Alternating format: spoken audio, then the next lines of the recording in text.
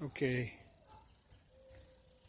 here's the mower, and here's me. After working on the mower all day,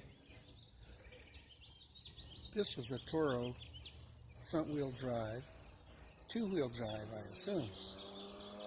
Now, after all this work, it is a Toro one-wheel drive. I believe there were at least two problems, and three, counting, I think the left axle is broken. But that's it for the day. Hope you've learned something. I certainly have. This is April the 3rd, 2019. Jerry signing off.